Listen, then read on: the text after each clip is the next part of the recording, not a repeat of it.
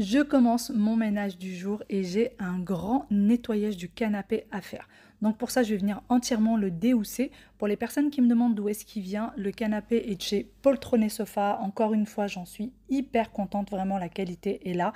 Par contre, la seule chose, c'est que ça prend énormément de temps à la fabrication puisque chaque canapé, ils ne vous le vendent pas déjà prêt là en magasin. Ils vont vous le fabriquer et vous pouvez choisir plusieurs tailles possibles. Il est entièrement déhoussable, il y a juste une partie du coffre qui n'est pas déhoussable et sinon tout le reste du canapé, même le contour du canapé est déhoussable et ça c'est super, surtout quand on a des enfants et qu'on aime les couleurs claires comme moi. Donc mon canapé est beige mais je n'ai quasiment aucune trace dessus, voire vraiment aucune trace puisque je le lave quand même assez régulièrement et le tissu se lave très très bien. Donc je commence par déhousser seulement les coussins puisque ça prend quand même assez de place dans la machine et je les mets directement à la machine. Je ferme bien parce que parfois ça s'entremêle. Si je mets autre chose dans la machine, ça rentre dans les housses tout simplement. Et je lance ma machine. Pendant ce temps-là, je vais venir déballer le nouveau robot que j'ai reçu, mais il n'est pas pour moi celui-ci, il est pour ma belle-sœur. Comme vous le savez, elle a emménagé chez elle et du coup, on a décidé de lui faire ce petit cadeau. Donc, j'ai reçu cet aspirateur-là et franchement, sincèrement, je suis hyper contente de cet aspirateur. Je l'ai testé pendant quelques jours. Il est vraiment pas très bruyant. C'est le premier que je reçois et qui fait très très peu de bruit. Moi, c'est vraiment la seule chose qui me dérange en règle générale avec les aspirateurs. Celui-ci fait très peu de bruit et j'ai réussi à le connecter très facilement. En règle générale, j'ai toujours besoin de mon mari pour m'aider à les connecter parce que c'est très compliqué avec Internet, etc. Et là, celui-ci, en 2 temps, 3 mouvements, en 2-3 clics, ça a été fait. Et ça, vraiment, je trouve que c'est quand même à bien préciser. J'ai installé du coup les petits balais rotatifs. Vous avez un filtre de plus. Et là, c'est parti. Une fois que je l'ai connecté, ça m'a pris, comme je vous dis, quelques petites minutes. Je l'ai lancé pour qu'il fasse la cartographie de l'appartement. Une fois qu'il a cartographié l'appartement, je l'ai lancé du coup pour qu'il nettoie. Et je lui ai mis quelques petits obstacles. Comme vous voyez, j'ai mis le carton et j'ai mis mon sac pour voir. Alors, il a des détecteurs laser pour ne pas rentrer dans les objets. Donc, quand vous allez le lancer, il va faire très attention. Il va contourner les objets qu'il y aura au sol, comme vous le voyez justement avec le carton. Il va le contourner, pardon, et à aucun moment, il va rentrer dedans. Ensuite, il continue du coup son petit chemin et continue à nettoyer. Et vous allez voir qu'il va faire exactement pareil pour le sac. Il va également le contourner. Bon, bien sûr, le design aussi est très très beau, en blanc. Il est assorti à tout type de logement. Donc, vous voyez, il va bien contourner le sac et à aucun moment, il ne va le pousser pareil. Il a contourné les pieds de chaise. Il contourne tous les objets, petits ou grands. Cet aspirateur robot, eh bien, il passe l'aspirateur bien sûr, mais il nettoie aussi puisqu'il peut passer la serpillière également. Je lui ai mis un petit peu de saleté dans la cuisine. Il l'a très bien aspiré. Je vais vous montrer ça. Alors, le bac d'aspiration est très très grand. Vraiment, il est immense par rapport aux autres aspirateurs. Vous n'êtes pas obligé de le vider souvent. Donc là, c'est la poussière qu'il a pris sur le tapis, plus les poils de chat, etc. Et puis, il y avait aussi les résidus. Il y a bien sûr la serpillière, comme je vous le disais. Donc, je suis venue la tremper et je la remets en place. Et dans l'endroit où il y a la poussière, vous pouvez également, il y a un petit endroit pour mettre l'eau. Et pareil, le bac d'eau, en fait, le bac d'eau est sur le dessous, vous voyez, et vous avez le bac de poussière juste au-dessus. Donc, c'est le même bac pour les deux. C'est parti, on va le lancer pour qu'il puisse passer la serpillière. Pareil, il nettoie très bien, il est très méthodique. Quand vous le lancez, il fait le tour de la pièce et ensuite, il la fait d'un coin à un autre pour bien nettoyer. Il est vraiment très, très méthodique. Et une fois qu'il a terminé, il retourne en place tout simplement. Bien évidemment, il est accompagné d'une application. Alors l'application, vous pouvez choisir une zone dans laquelle il va aller ou sinon choisir une pièce tout simplement. Comme vous l'avez vu, il a fait la carte du coup de notre appartement. Vous pouvez également mettre un mur qui ne doit pas dépasser. Par exemple, vous choisissez une pièce et puis ensuite vous rajoutez un mur. pour ne pas qu'il dépasse cet endroit-là. Vous avez quelque chose de précieux, vous ne voulez pas qu'il y touche. Vous pouvez également choisir ajouter une zone interdite pour ne pas qu'il y mette de l'eau. Vous pouvez rajouter plusieurs cartes si vous avez plusieurs étages chez vous. Vous pouvez également choisir un moment donné de la semelle à une heure précise à laquelle il va passer. Et donc là, par exemple, vous pouvez choisir, je ne sais pas, 8 heures par exemple, 6 heures. Vous pouvez choisir les différents jours de la semaine auxquels vous voulez qu'il passe. Vous pouvez choisir l'intensité d'eau que vous souhaitez avec laquelle vous voulez qu'il nettoie et l'intensité d'aspiration à laquelle vous voulez qu'il nettoie également du plus fort au plus faible. Donc vous voyez, on voit l'endroit où est-ce que il est branché. Là, je l'ai lancé depuis mon téléphone. Vous voyez exactement où il passe et vous voyez également quand il retourne en place. Vous avez toutes les informations à propos de ce robot avec un code promo en barre d'informations. Allez, c'est parti. Moi, je retourne du coup à mon canapé. Je me suis équipée d'un gilet. Alors, je n'ai pas arrêté ce jour-là d'avoir froid, chaud, froid, chaud. Donc, j'ai passé mon temps à retirer et à remettre mon gilet. Je suis un petit peu grippée. Donc, c'est pour ça. Je vais retirer du coup les housses du bas du canapé pendant que le haut est en train de se laver. L'aspirateur, lui, je le laisse continuer à aspirer. Comme ça m'évite de le faire. Et d'ailleurs, aussitôt déhoussé, en règle générale, aussitôt que je me remets les housses. Pour ce qui est des housses du bas du canapé, je les ai bien frottées avec du savon avant de les mettre dans la machine, puisque le haut, en règle générale, les coussins ne sont pas très sales. Mais par contre, les assises, on voit qu'ils ont changé un petit peu de couleur. Donc, j'aime bien passer du savon. Donc, c'est le savon de chez Action. Vous voyez, je trempe bien l'assise, je la frotte avec du savon et c'est qu'après ça que je mets le tout en machine et ça sort nickel. Je retire du coup tous les coussins du canapé pour pouvoir passer tout simplement l'aspirateur à ce niveau-là, puisqu'il y a pas mal de petites miettes, etc. qui se déposent. Donc, bien évidemment, j'en profite aussi pour les retirer. J'ai des housses de canapé qui sèchent hyper vite. Donc déjà, quand ils sortent de la machine, on a l'impression qu'ils sortent déjà secs. Vous connaissez ce tissu. Et moi, pour acquis de conscience, je les mets à peu près un quart d'heure au sèche-linge. Et ensuite, je viens directement les remettre. Je ne peux pas faire autrement puisque j'ai un chat et sinon il va jouer avec les plumes des coussins, il va jouer avec les assises qui sont en espèce d'éponge et je ne veux pas qu'il m'abîme le canapé. Donc vraiment, aussitôt je retire les housses, aussitôt je les remets. Donc le jour où je dois faire ça au canapé, il faut que je m'assure que tout le reste est bien propre, que je n'ai pas grand chose à faire dans l'appartement puisque ça me prend énormément de temps et ça me prend aussi beaucoup d'énergie puisque pour remettre les housses c'est assez compliqué, pour les retirer pareil, ça demande aussi un petit peu de force. On n'a pas l'impression comme ça, mais je vous assure qu'après avoir fait le canapé, on est bien fatigué. Donc c'est parti, je remets du coup les housses du haut en place. Et pendant ce temps-là, d'ailleurs, la machine avait terminé de tourner. Pour les coussins du haut, on a une fermeture éclair, comme ça ne bouge pas.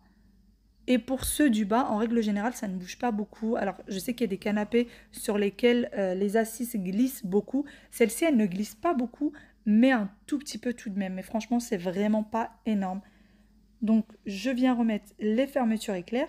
D'ailleurs, dans les coussins, il y a aussi quelques petites poches secrètes.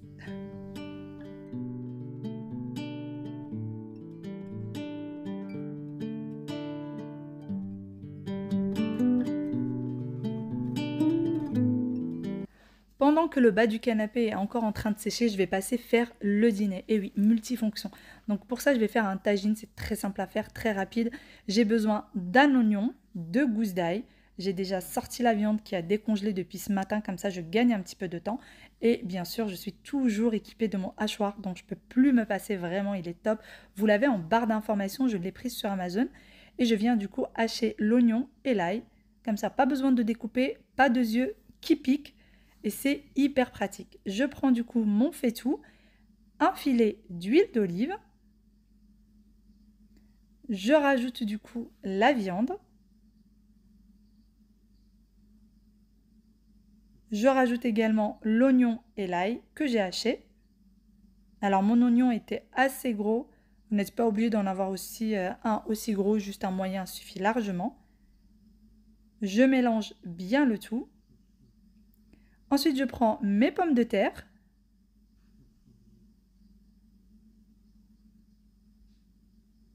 j'ai également besoin de carottes et de tomates. Donc je viens éplucher les tomates que je vais couper en petits cubes et que je vais rajouter du coup aux oignons et à l'ail.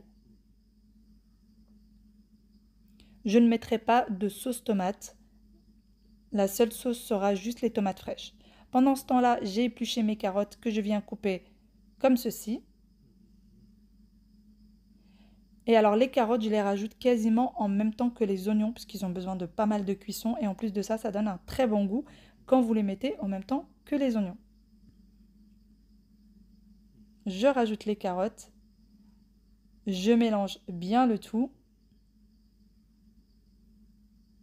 Je mets la viande bien au centre. Et ensuite, je couvre et je laisse cuire à feu doux. Et je vais m'occuper de mes pommes de terre.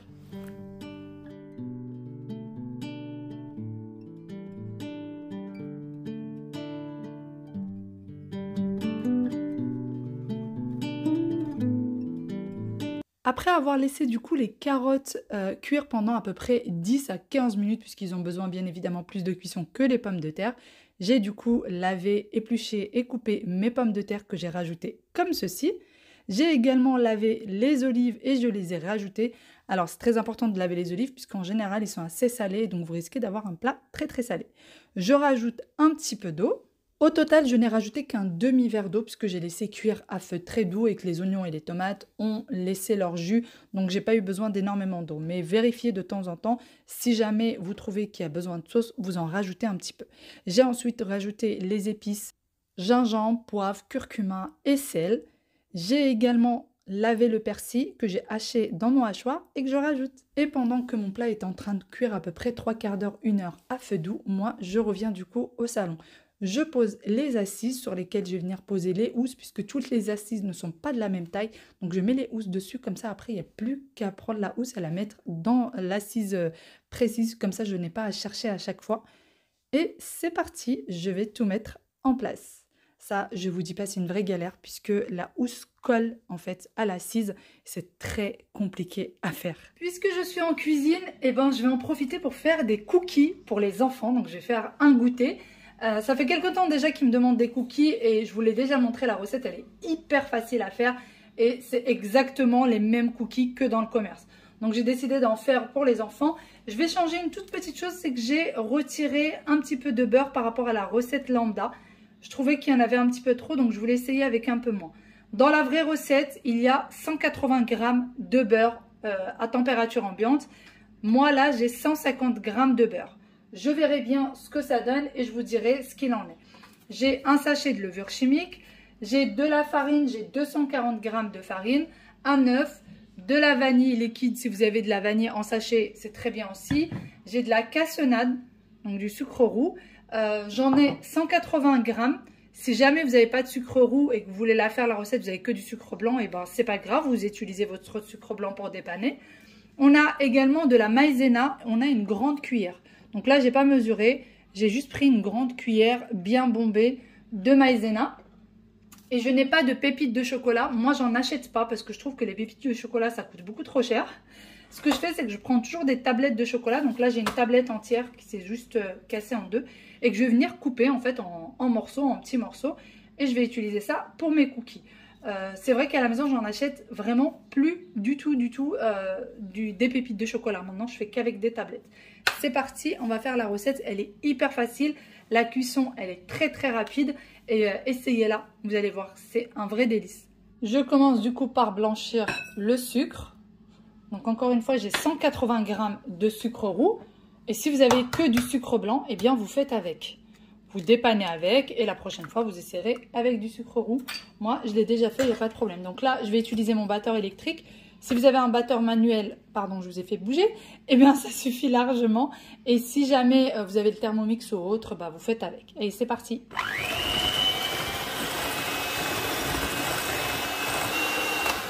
Je rajoute du coup ma grande cuillère de maïzena. Ça s'est un petit peu renversé. Et je vais rajouter également la farine. Alors pour que ce soit plus simple, vous pouvez rajouter la farine petit à petit. Ça sera encore mieux.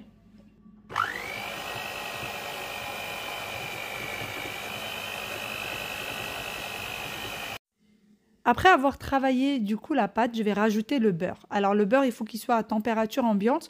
Moi, ça faisait déjà un petit moment que je l'avais sorti et étant donné aussi que je l'ai coupé en morceaux, il avait un petit peu fondu. Donc je rajoute tout le beurre. Et d'ailleurs, j'ai goûté les cookies bien sûr après qu'ils soient cuits. Alors avec un petit peu moins de beurre, c'était délicieux, c'était beaucoup moins gras, beaucoup moins lourd. Alors du coup, j'ai mis 150 grammes de beurre et je vous conseille vraiment de ne pas en mettre plus. Pendant très longtemps, pendant des années, j'ai mis 180 grammes et finalement 150, c'est très bien. J'ai rajouté aussi la vanille liquide et j'ai rajouté également la levure chimique et ensuite je vais bien travailler ma pâte jusqu'à ce qu'elle soit homogène. Une fois que celle-ci est bien homogène et bien travaillée, je vais venir couper mon chocolat de façon un peu aléatoire, des petits, des gros morceaux, de façon à ce que ce soit assez gourmand et que ça fasse vraiment comme les cookies du commerce. Parfois, on trouve des gros morceaux, parfois, on ne sent pas trop le chocolat. Donc là, c'est du chocolat noir. Et alors, je ne vais pas mettre le chocolat en totalité, je vais en laisser quelques-uns pour venir décorer le haut des cookies. Comme ça, on a vraiment l'impression qu'il y a du chocolat qui a été mis juste au-dessus, que ce soit encore un peu plus gourmand. Une fois le chocolat rajouté, je viens bien travailler la pâte de façon à ce qu'il y en ait vraiment sur toute la pâte, puisque ça risque sinon de faire des petites boules de chocolat et de rester sur un seul côté de la pâte. Une fois que j'ai bien travaillé ceci, je prends une feuille de papier cuisson et à l'aide de 2 petites cuillères, je vais mettre des petites boules comme ceci. Alors surtout ne pas les étaler puisqu'il y a de la levure chimique, donc déjà ne pas les étaler et en plus de ça, laisser de la distance entre chaque pâte et vous allez voir qu'ils vont s'affaisser et ça va devenir des vrais cookies. Donc le mieux, c'est de les mettre comme ça et que ce soit un petit peu imparfait pour que ça ressemble vraiment aux cookies du commerce.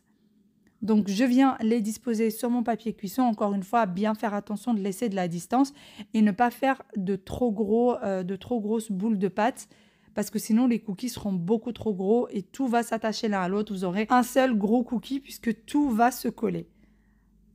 Donc, vous voyez avec moi, vraiment, je prends la taille d'une petite cuillère et je mets de l'autre cuillère pour tout simplement ne pas avoir à toucher avec les mains puisque la pâte est assez collante. Donc pour le faire avec les mains, c'est assez compliqué, la pâte va vous coller dans les mains, etc. Une fois que j'ai disposé comme ceci du coup ma pâte à cookies, ensuite je vais venir mettre des petites pépites de chocolat par-dessus pour un côté encore plus gourmand comme je vous disais. Vous rajoutez 1 à 2 pépites par-dessus, comme ça, ça se voit un petit peu mieux. Et une fois que ça, c'est fait, je vais mettre le tout au congélateur. Donc, je ne vais pas mettre dans le four tout de suite. Je vais mettre au congélateur entre une demi-heure jusqu'à 1 heure au congèle. Plus vous le laisserez au congèle, mieux ça sera. Même si vous le faites la veille et que vous le faites cuire que le lendemain, c'est pas grave, mieux ça sera. Une fois que je l'aurai mis du coup au congélateur, je vais préchauffer mon four à 175 degrés et je vais faire cuire le tout pendant entre 12 et 15 minutes à peu près. 12 minutes si vous voulez des cookies vraiment très tendres et 15 minutes si vous voulez des cookies qui se tiennent un petit peu. Personnellement, je préfère quand c'est 15 minutes. Pour ma part, c'est parti pour 1 heure au congélateur et ensuite 15 minutes plus tard de cuisson. Voici ce que ça donne. J'ai eu quand même une très grosse quantité de cookies, sachant qu'on en a déjà mangé 4. Ça ressemble exactement aux cookies du commerce. Le goût y est, la forme y est. C'est très bon. La recette est extrêmement simple. Essayez-la, vous m'en direz des nouvelles. Vous voyez, c'est bien cuit sur les 2 côtés. Et le fait de rajouter ce petit chocolat par-dessus, ça donne vraiment ce côté gourmand et ce côté cookie comme ceux qu'on achèterait. J'espère de tout cœur que cette recette vous a plu. D'ailleurs, je vous l'ai déjà partagée, comme je vous disais, à plusieurs reprises. Là, j'ai changé un petit peu. J'ai changé le temps de cuisson, puisqu'avant, je mettais 12 minutes. Maintenant, je mets 15 minutes. Et j'ai également changé, comme je vous disais, le beurre. Sur ce, je vous fais d'énormes gros bisous et je vous dis à demain pour une nouvelle vidéo. Bye bye, prenez soin de vous.